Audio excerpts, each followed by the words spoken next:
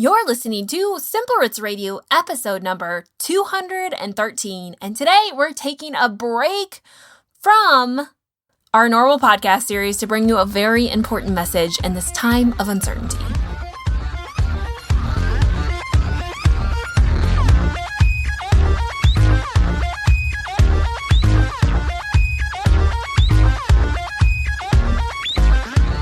Welcome back to this podcast. As always, my name's Alexa, and this is the place to get healthy, live happy, and find more joy.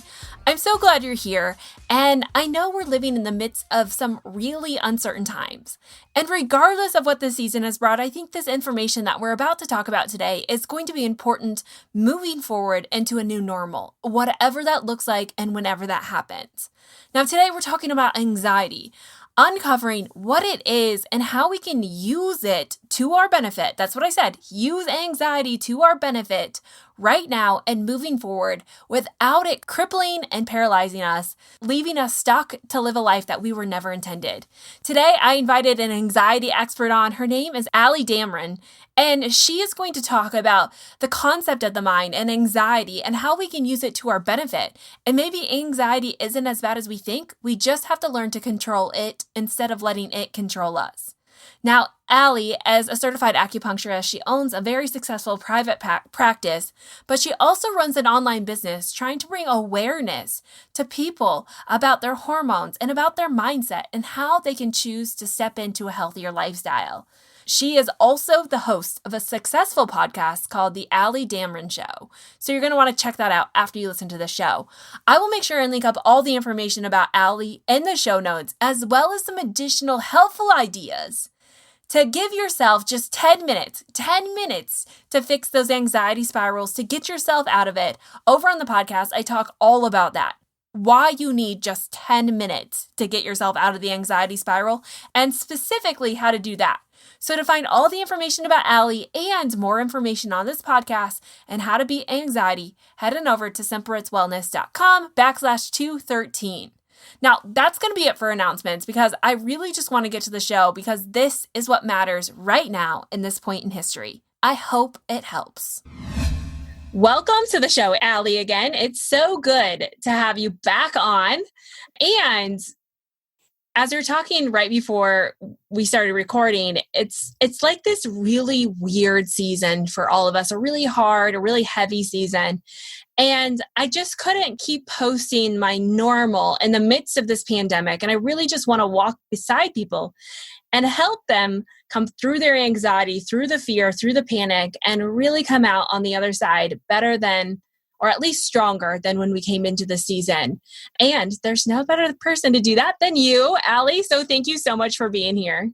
Well, thank you for having me. It's an honor. Yeah. So we're going to talk about anxiety first, because I think what's happening, or what I see, is there's this massive fear pandemic that's happening alongside of this viral pandemic, which probably always go hand in hand, but it's really hard to distinguish from facts and fiction and what is true. And our mind closes all these loops.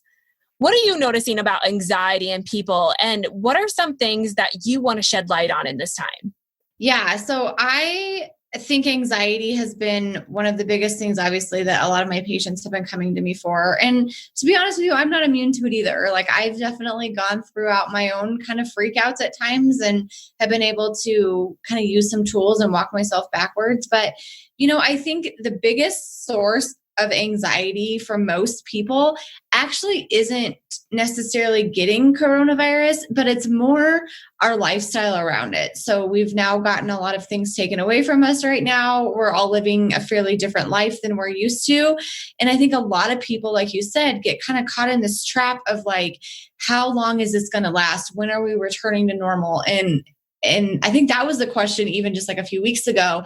And now I think people are starting to ask themselves like, well, what actually is this new normal going to look like? Because I think we're starting to realize that maybe we're not going to just be able to give a date and then have everything the next day go back to the exact same way that it was 4 or 3 or 5 weeks ago for many of us. So I really find that is the biggest source of anxiety. And, even for myself, like that's been my own biggest source of anxiety is like figuring out I had to close my practice. I'm an acupuncturist. So I had to close my acupuncture practice and, like figuring out, okay, how long do I have to close for? And what do I tell my patients? And what do I tell my child's daycare and all of those things? And so I think that's been really the hardest part for a lot of people.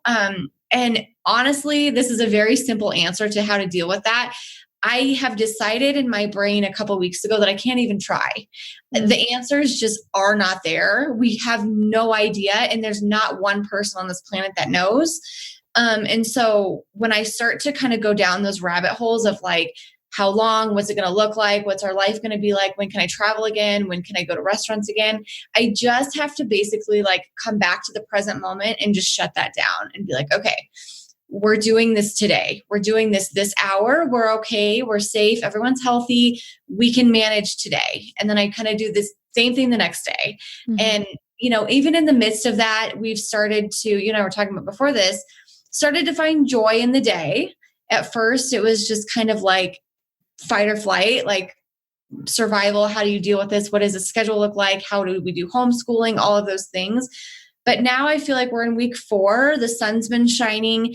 We've been riding our bikes. We've been walking. We've been sitting in the sunshine, I've never in my life been more grateful for sunshine ever. I know.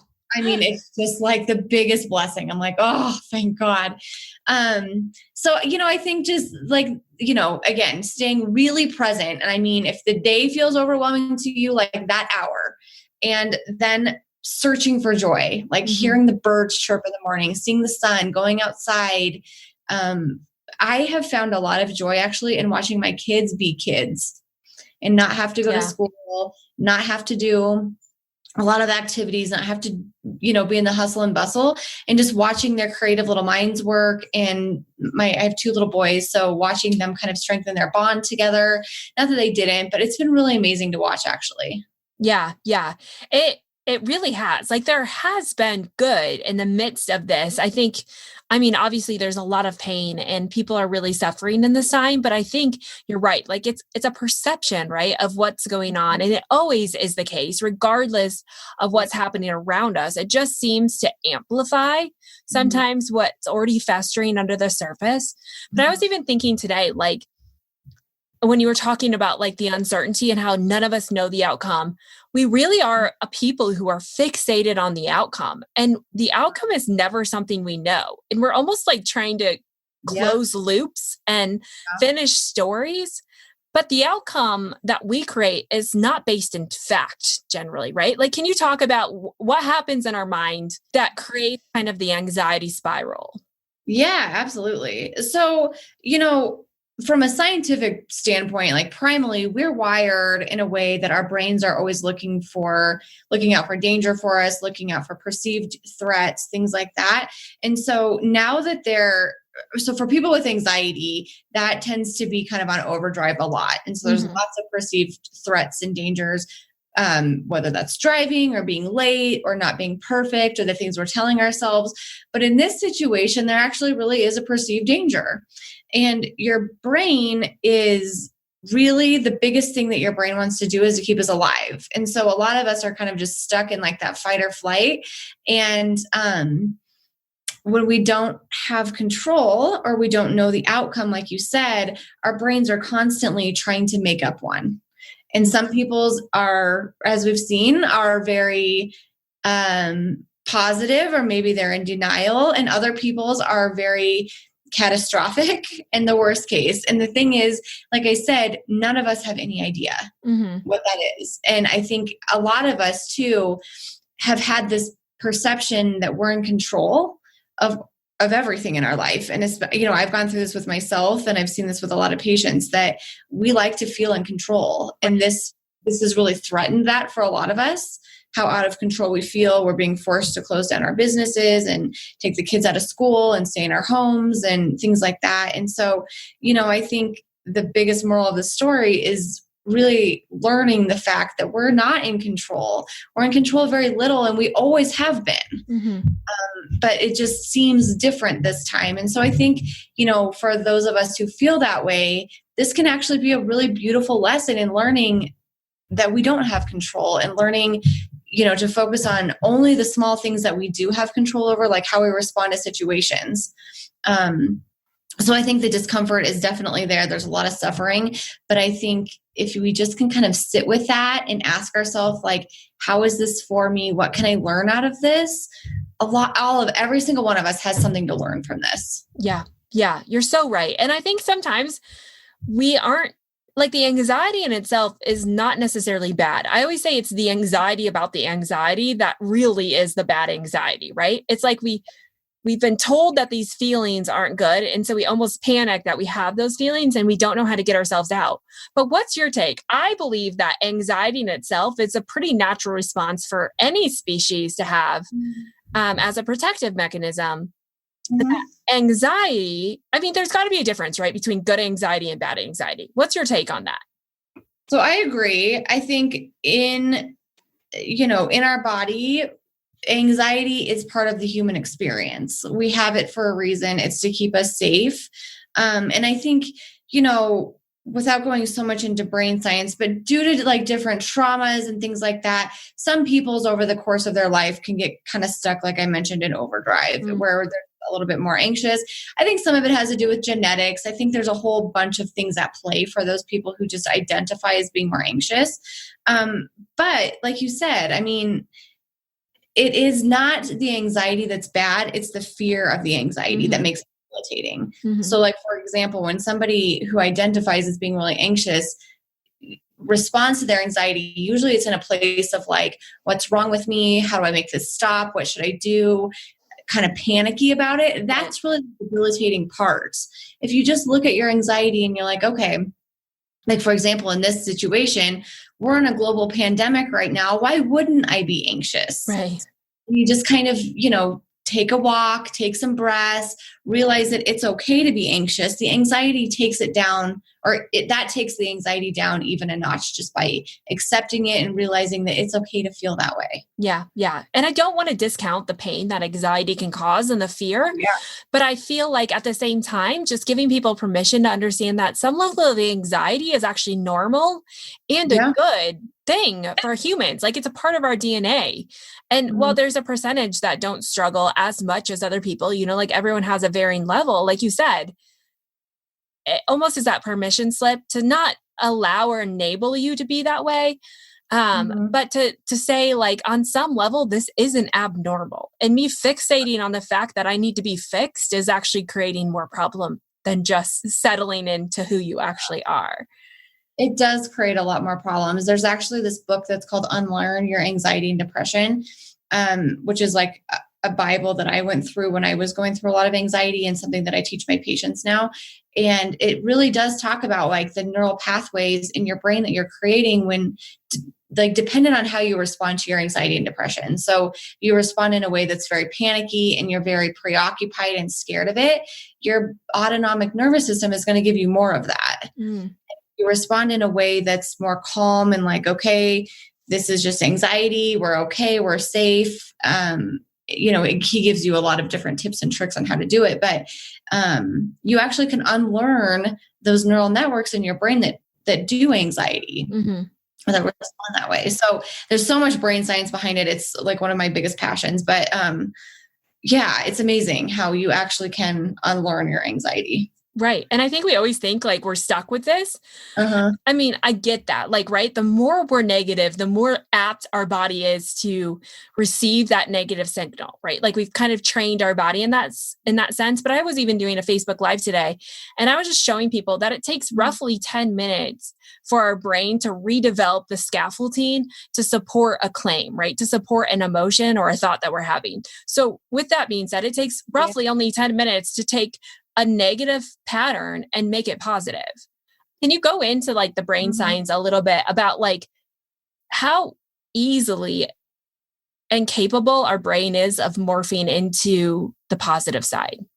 Yeah, absolutely. So there's this idea in your brain that's called neuroplasticity. And it basically means that our whole life, we're created different like little neural pathways, which are basically like superhighways in your brain about how you respond to certain things. And so like, for instance, if you identify as being anxious, generally there's something that created that in you. So maybe it was a trauma as a child, and that trauma can be something even just as simple as like being bullied, or like your parents calling you, fat or inadequate or whatever. And so that is kind of developing those pathways, and they develop quicker when you're younger.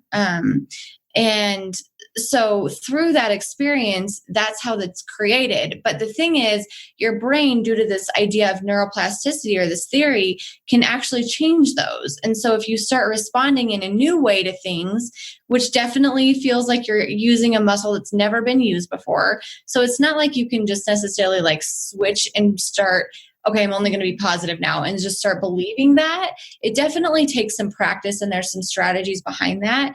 But once you kind of decide like, hey, I'm not going to buy into this fear of the anxiety anymore, and you just start to question that over and over, your brain starts to be like, okay, we're not scared of this anxiety anymore. It's okay.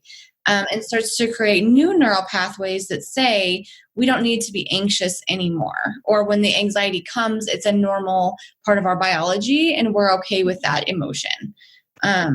So yeah, and I think you can do the same way with like positive psychology. So once you kind of move through this, you can start to respond in a more positive way to things instead of panic and freak out and anxiety and things like that. Yeah. So when I think about this, like even like a practice of gratitude, right? We know is so positive, so healing for the body. It's one of the most overlooked, I think, practices that we have in our toolkit that's completely free, right? But why? And I even think about this, like I think positively, but I don't know why I can't stick with it. Or, I feel like I'm not alone in this. Like, I know I should be doing this, but I can't. Like, why are some of these things that are so good, so easy, so difficult to do? I know, it's really interesting. I think the brain's wiring, like in that book, he goes through why we tend to focus more on negative things. Like that whole idea of like, you get 100 positive comments and one negative, and you're focusing on the negative one.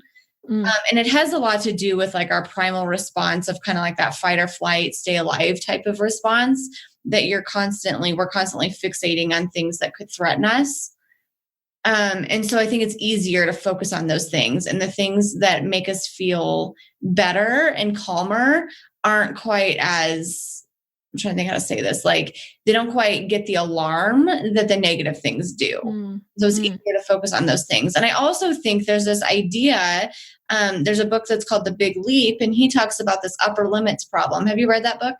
I haven't, but it's so ironic that you say that, because someone literally just told me yesterday to read the book. Oh yeah, it's a really good book. And he basically starts the book with talking about how he was sitting at his office one day, and it was just a really good day. He was feeling really grateful, and something, good at work had happened. His family was all really healthy and happy. And he was like, oh my gosh, I'm just feeling so filled up from life right now. So good. And then all of a sudden his brain started to like kind of wander and like find something to worry about. And so he kind of goes through again, like some of the brain science stuff and some of his other, he calls it the upper limits problem.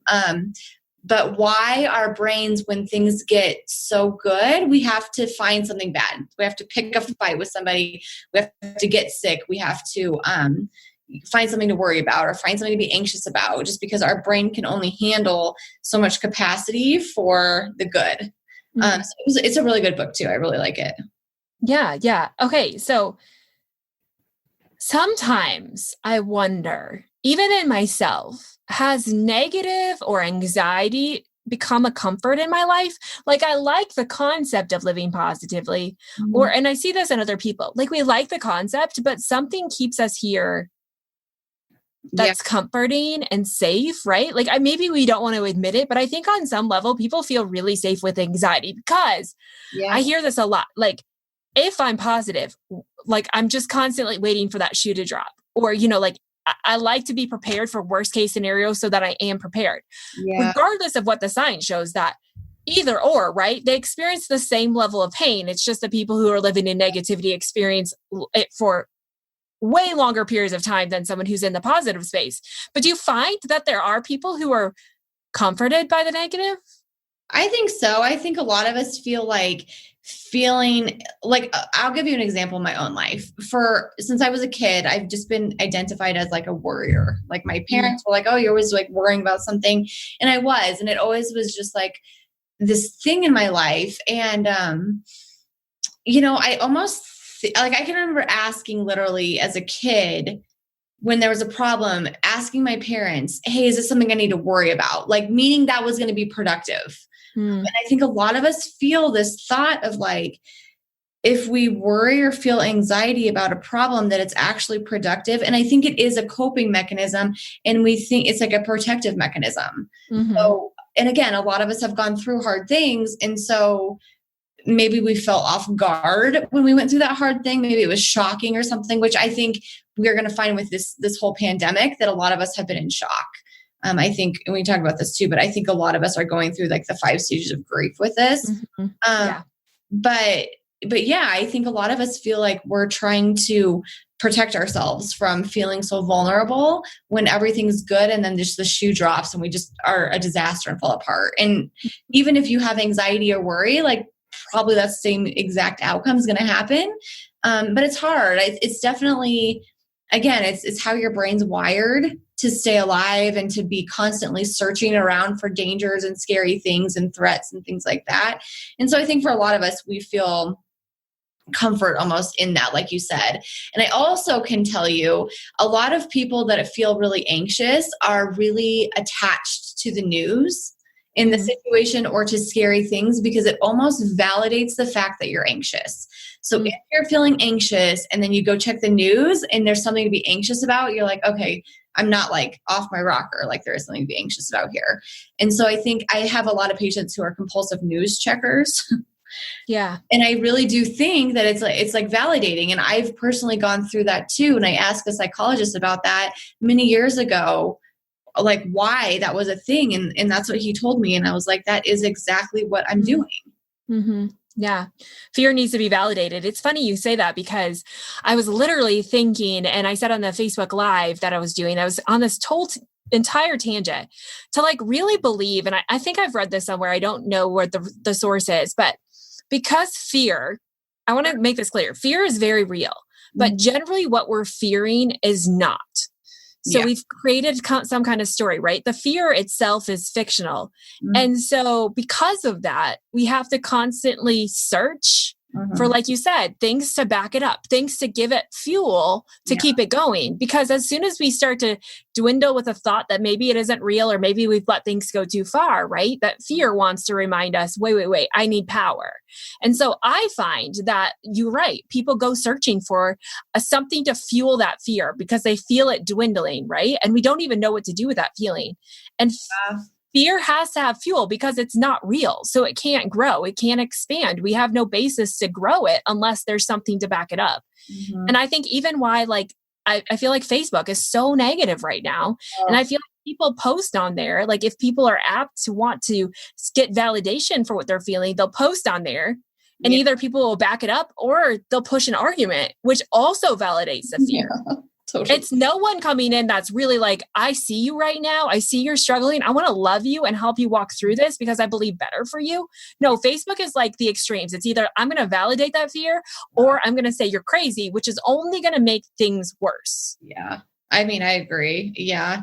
I've been talking a lot about this idea of like fighting for your peace right now. And I think, I think we always have to a little bit, but in this situation, if you don't fight for the fact that you want some peace in your life, like it's going to consume you because it's everywhere. It's all over the news. It's all over social media.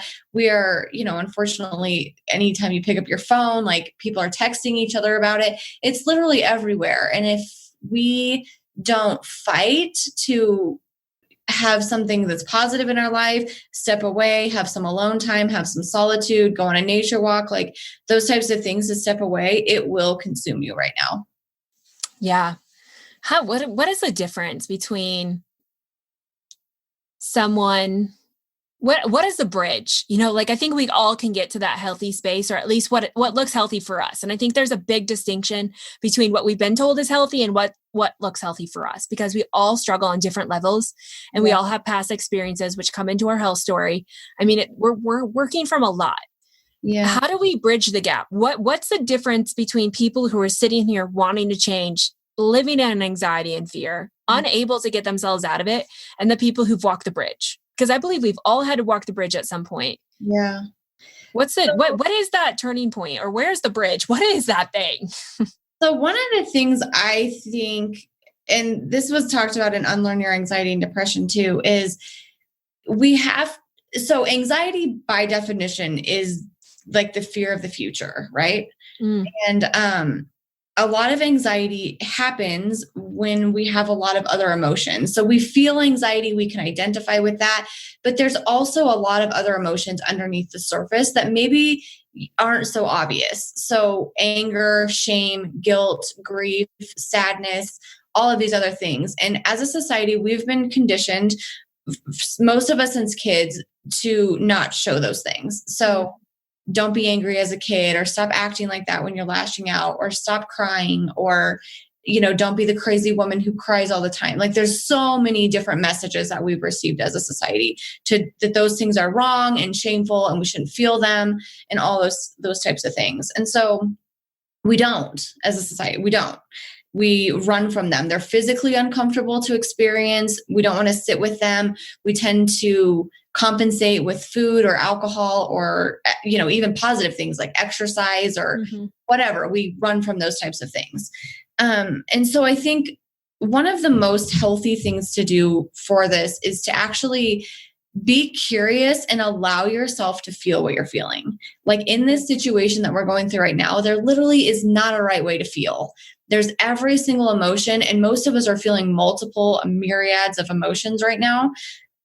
And, I think there's always the people on social media that are telling you like how to feel, like you have to feel positive vibes only, and we have to find the silver lining. And I do believe that from the bottom of my heart, but I also think that we have to not be afraid of the other things that we're feeling. Like allow yourself to cry, allow yourself to feel angry at situations, allow yourself to feel the shame or embarrassment if you're feeling that. Like, process through those things. And once you do, then you can get to the other side of the bridge that you're talking about and see the silver lining and see the calmness, because you've already processed through all the other emotions and all the other crap that you've been dealing with. So I think that's like such a huge thing to do on a daily basis. And I've been telling my own patients right now, every single one of us should have a mental health practice right now. And that can look like a lot of things. It can look like journaling. It can look like before bed, taking your brain out of it, but checking in with yourself by feeling what's in your heart or your chest or your throat or your stomach, and just not judging it, not trying to change it, but just being like, okay, what's here right now? Am I feeling sad? Am I anxious? Am I scared? Am I mad? Like what's going on here? And again, when we just identify those things, they tend to get less. And so I think that's like the first thing. And then, like I said, nature walks, meditation, breathing, hugging releases your oxytocin, which is a cuddle hormone. Drinking a nice cup of tea, reading a book, listening to a podcast. But like I said, like fighting for your peace right now and figuring out what's going to make you feel calm. We talk about exercise as an antidepressant a lot, which I think is true. But I also think that's more of like an active activity. Like we also have to balance it out with like the more restful, rejuvenating, peaceful, calm type of activity too. I think those are really helpful for mental health things. So yeah, I mean, I think it's a combination of those two things, like figuring out how to make your lifestyle one where that promotes a calm over you. So maybe not drinking a ton of caffeine if you're really anxious. Maybe working on your sleep, making sure that you are getting enough sleep, because that also makes anxiety a lot worse. Making sure that you're moving your body every day, making sure that you are journaling or processing emotions somehow. I think all those things are really important in getting our nervous system more calm, because that's really the goal here, is to calm down your nervous system. Right. Yeah. And I love some of those health practices. I mean, outside of just being aware, is there anything that you recommend when someone's feeling the anxiety come on, like a question they can ask themselves, like a way to interrupt that thought? Is there something that you found to work to kind of interrupt that moment and transition it before it gets out of hand? Yeah. So again, I think a couple things. So I think telling yourself, like when you feel the biology of anxiety, so the heart palpitations, the clammy skin, the dizziness, the stomach stuff, the biology, the physical symptoms of anxiety, I think just recognizing and telling yourself like, okay, this is just anxiety. We're okay. And looking around and reminding yourself that you're safe is really helpful. And then I also think like thinking about what you're telling yourself, like where are your thoughts at? What are you telling yourself with this? And I think just kind of interjecting with them. And I give the example a lot of, think about like when you're sitting across talking with somebody that's telling you lies or exaggerating. Like you know that. You're very aware that they're not true. And you're just, most of us sit there and we're like, okay, yeah. And we don't really say much, or maybe we say like a little bit and we're like, yeah, that's not true. But we don't like buy into it. We don't like internalize it. We're just sitting there like kind of blankly staring at them. Right. You can do that with your own thoughts too. You can realize that these things are not based on reality. They're not necessarily accurate. They're not true. They're imaginative, and decide not to buy into those too. And it's a conscious decision. I know it feels like it's not. And sometimes it happens so quickly when you're in the midst of anxiety that doesn't feel like a decision. But you can interject that way and say, no, this is not true. I'm going to stay right here in my present moment, because remember, anxiety is about the future, and remind yourself that you're okay in this moment. Yeah. Yeah. That's so good. So in this time of quarantine and isolation, and I feel like we're missing a lot of really critical components to human nature and health, that being relationships. Yeah. But at the same time, I feel like there's a level of, we think we're communicating and relating and we're not. Like, how do people navigate anxiety and sharing that and opening up about it and being vulnerable in that with other people that they love? Like talking about their own anxiety. Yeah. Like, do you think that's good, or do you think you have to be very careful with that? No, I do think finding support is good. The one thing that I caution my anxiety patients about is that I think, I'm a backpedal here. I think getting support from somebody that you trust, your partner, your parents, your best friend, that you know will support you is a good thing to do. I think that that's amazing, and everyone needs that support in some capacity. But I also think for a lot of anxious people, they seek reassurance too. And reassurance for anxiety people can be like a drug. So for instance, if you're seeking reassurance about your anxiety, even you're like, I'm having anxiety. Am I going to be okay? Like, what is this? Then your person tells you like, yes, you're going to be okay. This is just anxiety. You're fine. We're safe, all that stuff. And then you're like, okay. And then, that sometimes helps in the beginning to kind of calm you down, but eventually you need more of it, and it's less, you believe it less. So like, for instance, if you've talked to somebody who's having a panic attack, they'll ask you over and over and over if they're okay or about whatever they're scared about. Like, it's just not sinking in anymore, and they need more and more and more. So for anxious people who feel like they're constantly seeking reassurance, that shows up as a lack of confidence in yourself and a lack of trust in yourself. And so I think that's something that I work with my patients on a lot, is like, okay, let's not ask for reassurance. Let's be able to comfort ourselves and reassure ourselves here. We don't need that from an external person. Totally. Because reassurance never helps. Like it might take the initial sting off, but I think in the long term, it never satisfies what we hope it will. So with that being said, like, I think this is a really great time to start building trust with ourselves. Like, there's no better time than in the midst of something hard to work on it and figure this out. Like, these are critical moments. And I think the easy answer has been like, give yourself space. Don't worry about anything, which I feel like there's a level of that, of grace that we need to offer ourselves. But there's also a level of like, hey, we're going to get stronger here. And this is the best time to start figuring things out, because when life gets better or normal or easier or whatever is going to be on the other side of this, that will come. Yeah. Then this becomes something that we just do. Like, it's a part of us, right? But how do we, I think the real answer in so many of this is that we just don't trust ourselves anymore. Like, I think we're people who are constantly putting our trust in someone else, putting our trust in another diet, putting our trust in, a million other things but ourselves, right? We're so distracted that we can't even see ourselves to even begin to trust ourselves. So what are some steps that someone could take to be like, okay, there's probably not a solution other than myself at this moment or anytime, right? Like we can get help and all these things, but really we have to come to a place of wanting to believe and trust in ourselves. How do we do that? So one of the things that really helped me a while ago with this was actually writing a letter to myself for my own perseverance.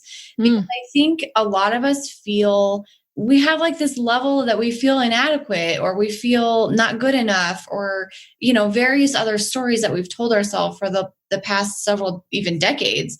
And so I think when you write a letter from yourself from your perseverance, and talk about all the hard things that you've been through, that you've made it through, that makes you look at yourself in a different light of like, okay, yeah, I am actually strong. I am actually smart. I actually am capable here. Versus when we are kind of in our own head, most of us don't think of ourselves that way. We think of ourselves as needing an expert or needing reassurance or feeling weak or feeling like we don't have the answers, things like that. And of course, there's times to seek expert help and things like that, obviously. But like you said, I mean, people don't trust themselves to eat anymore. They don't trust themselves to figure out how to exercise and move their bodies anymore. They don't a whole bunch of things. Like we just don't trust ourselves, like you said. And I think that's a very good first step, is to start realizing that you actually are smart, you are capable, you can do this, you have made it through hard things before, and start building your confidence in yourself that way. And then I think it comes down to literally just practicing it. So like when you feel that desire to seek reassurance from somebody, even like asking your partner, like, do I look good in this outfit? Or am I fat? Or am I pretty? Like we constantly are doing that all the time.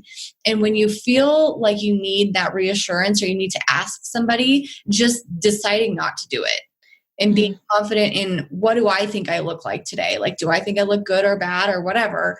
And being confident in that answer with ourselves. It doesn't matter what anybody else thinks of us. I think when we need reassurance and we don't really satisfy that need, anxiety can get a little higher. Like, okay, I really want this right now. But working through that and just being like, nope, I'm going to trust in my own self right now. Right. And just kind of denying that need for reassurance is how you do it. Yeah. And it builds so much confidence. I mean, this is something that I've worked on over the last year, and I've noticed just tremendous strides and not constantly looking for reassurance. And I was honestly alarmed by how many ways and places that I would seek reassurance. I would even go as far, and I think people would resonate with this, as to say something that I maybe didn't even believe in and that was negative, just to get reassurance on the other side, right? At some point somewhere, I've learned that saying something negative about myself makes people automatically come back in and say something positive.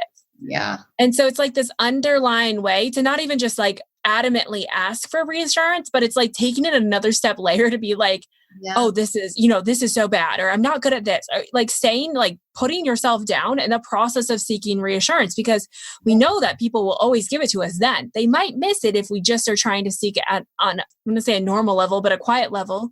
Yeah. We get more of that. But it does, I mean, that makes the problems worse, because then you start to believe the lies that you're telling yourself, and the reassurance doesn't help that either, right? It's like, like throwing two stones at yourself. Yep. But there's a lot of confidence to be built in just not asking for reassurance. I think, okay, so let's just talk about confidence for a second. I feel like I'm going on a million different directions. We're going to bring this back into like, how do we prepare to go back into the workforce and to real life soon? But I think this is really important in all of this, and anxiety and overcoming fear and just living true to yourself without all the panic and overwhelm. A lot of the steps to building confidence are internal things that no one actually sees happening, right? Like, I think we think they're like these outer appearances. It's like, if I get to a certain size of jeans, or if I do all this stuff, then I'm going to be more confident. But confidence is really built by all these internal systems that no one can see. What are some ways that someone can build confidence? I mean, not asking for reassurance is one huge way. What are some other things that you found? So, to be honest with you, because I had struggled with a lack of confidence like a lot of my life, for sure. I always wanted reassurance and sought, validation in non-healthy ways and things like that. And, I started a personal development journey maybe like 4-ish years ago. And that's a big thing in personal development work. And so this is going to be a really simple answer, but I don't have a lot of steps. It just is a decision that you have to make. And you're going to fall back and feeling unconfident 100,000 times. And you're going to want that reassurance and you're going to question yourself. But it goes back to, again, writing that letter from yourself and viewing yourself as a strong, capable woman.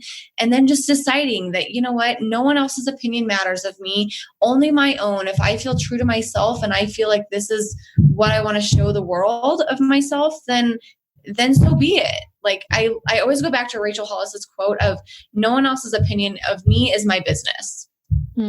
And I think that just resonated for me. In her book, Girl Wash Your Face, was just really helpful for me in developing that confidence. And it was just like a decision to make. Mm-hmm. Yeah. Yeah. They are a bunch of little decisions that we have to make constantly every day in our minds. And I think it gets easier in time as we do that, but we have to put the discipline in and the work, knowing that it's not an overnight fix. But our brain is completely capable. Yes, absolutely. And like I said, it goes back to those neural pathways of like, just, this is how we're going to behave now. This is how we're going to respond to things. We're going to be confident now. And again, your brain will go back 100,000 times and be like, okay, you'll start questioning yourself or you'll start wondering and stuff. And it just is like, nope, this is my authentic self. This is what I am. This is who I am, all that stuff.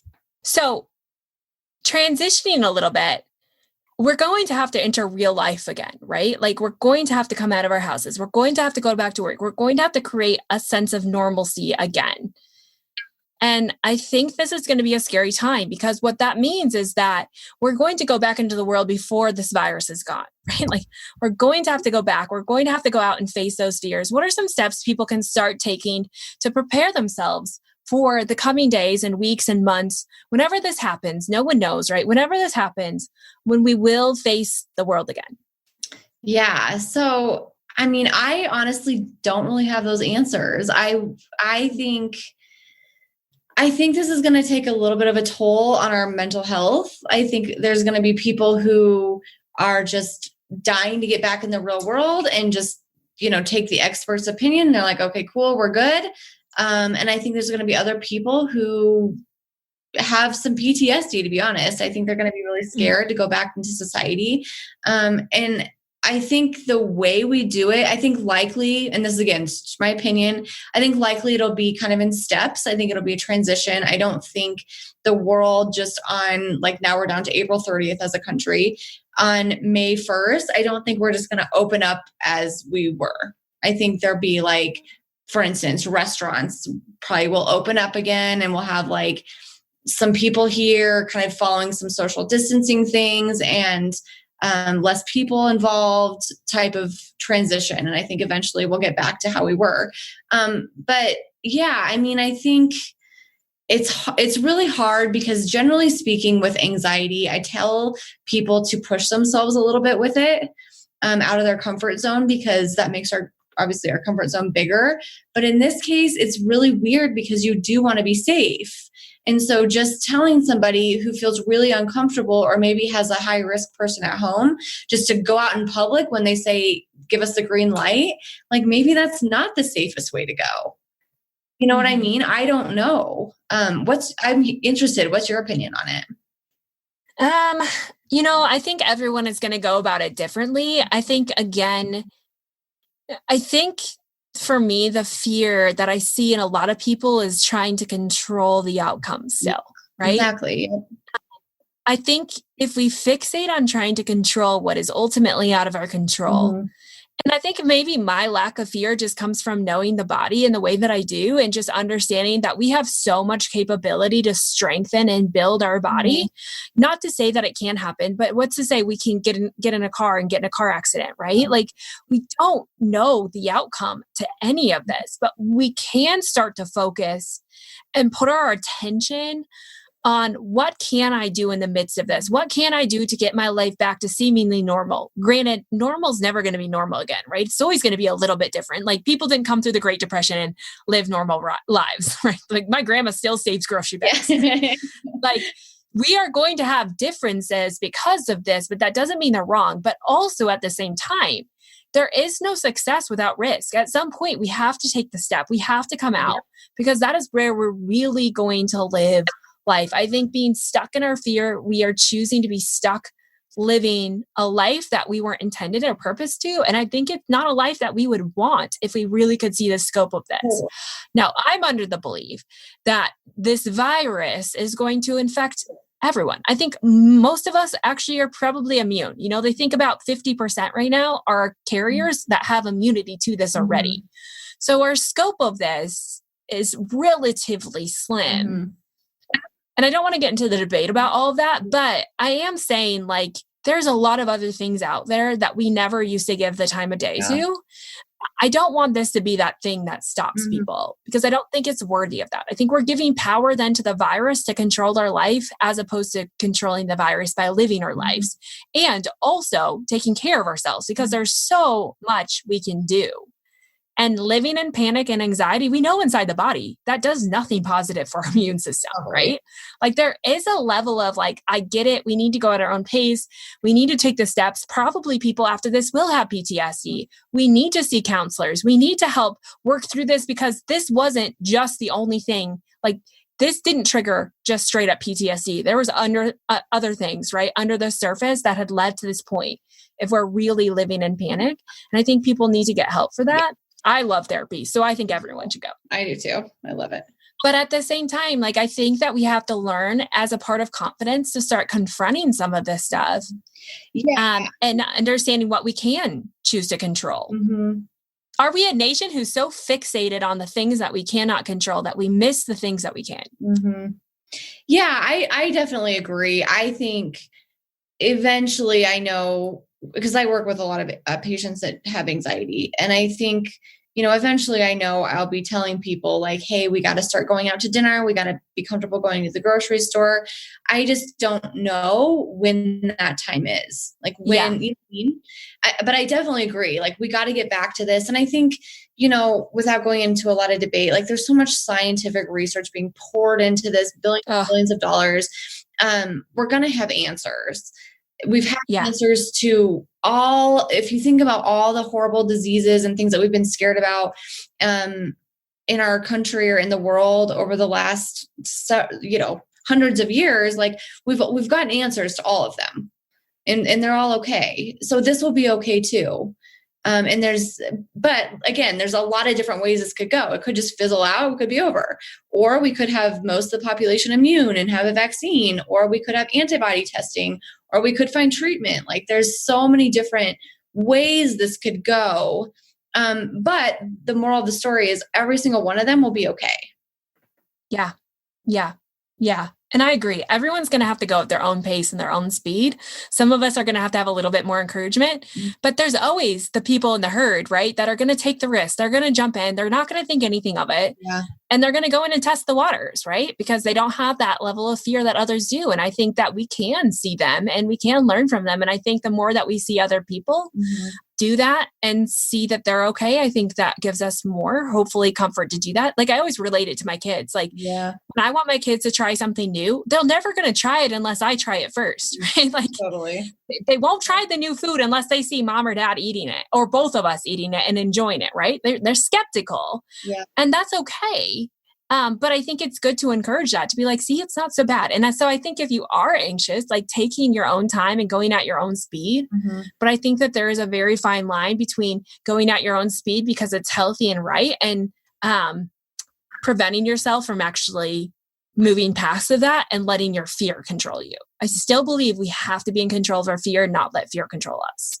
Oh, I totally agree. And even in this situation, you know, it's just such a weird situation because like I said, you know, I actually think probably like OCD behaviors, things like that will probably rise, hopefully temporarily.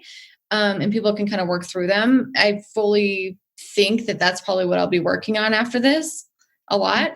Sure. I agree. I think we constantly have to, you know, look at our fear and ask if it's rational, ask if it's not rational.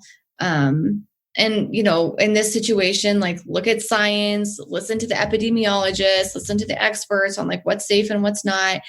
And kind of, I think that's got to be our guideline. Yeah. Yeah.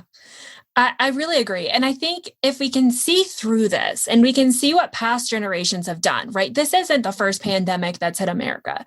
Like I was talking to my grandma, she's in her late 80s. She lived through the polio pandemic, which was terrifying, right? We have so much more medical equipment and everything else, right? Just research that we can constantly pump out.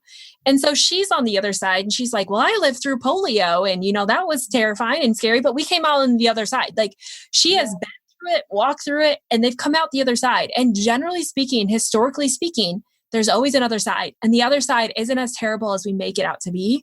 Do think that we're fear-driven people and fear sells. And so we have to be careful of that. But I think we can learn from that other generation that's lived through this stuff and learn from them and see, hey, they came back out. They came back and chose to continuously live life. And I think that we at some point are going to be faced with that same decision. I think so too. And I think, like you said, I think life is still going to be full and fulfilled and, so wonderful. And I think maybe little things will change, but yeah, I mean, I definitely think we will get back there 100%. Mm-hmm. Yeah. Yeah. This has been so good. And I hope it's been encouraging to everyone who's been listening. We are living in uncertain times, but there are things that we can be sure of, and that's taking care of ourselves and our mind. And Ali, I just thank you so much for being here. Just before we go, what's one last piece of encouragement that you want to give everyone as we leave, as we go out into or back into our homes, as we prepare for a new normal, whatever's ahead? What do you want to tell people? I think the biggest thing is to just stay present. I know overwhelm, panic, all those things are really uncertainty, really prominent emotions and thoughts right now. And I think if that's you, just literally 1 hour at a time, that's all we have to do. And the second thing, one little bonus, I guess, is don't compare yourself. Everybody's situation in this is different. So what one mom might be doing or one woman or one employee or whatever is not going to be the same as you. And I think, let's eliminate the shame piece of this. And you just do what your family needs, keep everyone healthy and safe, and call it a day. Like it doesn't matter what everyone else is doing. Yeah. Yeah. Ali, this has been so good. I'm so grateful you came on and we were able to put the show together and just share some truth in the midst of chaos and hopefully some foundation to build confidence and trust in your own life that you can go out, you can take those next steps, can take care of yourself, and we can get through this together. So Ali, thank you so much for being on. Tell us where we can learn more about you and what you do. Yeah. So I have a website called alidamron.com. I have a free Facebook group called Holistic Health with Ali Damron, and I have a podcast called The Ali Damron Show, and then Instagram, of course, at my name, Ali Damron. Yes. Ali, thank you so much for being here. I'll make sure and link all of that up in the show notes. You're going to want to go follow her as she continues to provide truth in the season of uncertainty and encouragement as we go through this together. So Ali, thank you so much for being here. Yeah, thanks so much for having me. Man, I mean, we are living in some uncertain times, but I hope that podcast gave you some hope. It gave you some foundation to cling to recognize that one, anxiety in itself is not bad. It's the anxiety about the anxiety. It's the uncontrolled anxiety. It's the anxiety that we allow to run our lives. My friend, we have to take back control of this. We have to take control of our mind, and we have to start putting the steps and implementing those things to allow us to live a brave life, an unafraid life, to step out, especially after all of this uncertainty is over, when life slowly starts to get pieced back into somewhat of a normal. I mean, it's never going to be the same as it was because no change as great as this ever leaves us unchanged. But we have to use that to our benefit and know that this isn't the end. Good times are coming. Better things are ahead. Yes, it might seem scary right now, and that's okay to feel that. Let yourself feel that, but don't let those feelings dictate who you are. Remember, over on the blog, I have left a series of posts and steps on how to use just 10 minutes of your day to stop the anxiety spiral. inside this post, we kind of touched on how it only takes 10 minutes for your brain to build scaffolding to support that idea. And if we want to switch those, it takes just 10 minutes to build the scaffolding and support network for a positive thought. Just 10 minutes. So over on the blog, I give you specific steps on how to transform your mind in just 10 minutes. I promise, friends, it's not perfect. It's not going to take away all the pain, but it is helpful. And any little steps that we can do in the right direction are having an influential impact on our lives and the lives around us. I am believing great things are ahead. I am believing that there is great hope on the horizon, and I am believing that this time is going to make us not just stronger, but healthier as well.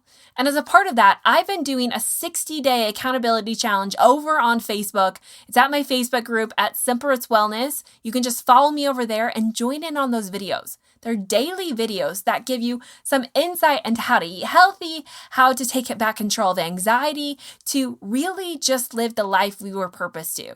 I would love to have you join. You can go back and watch all those videos. They're just saved on that Facebook page continuously, and there's still a lot of time left.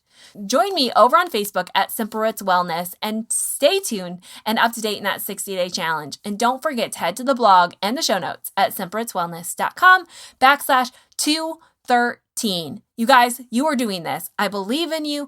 I want you to believe in yourself and trust in yourself, and ultimately trust that there's a God who is above all of this. He is not defined by our circumstances, but he defines them.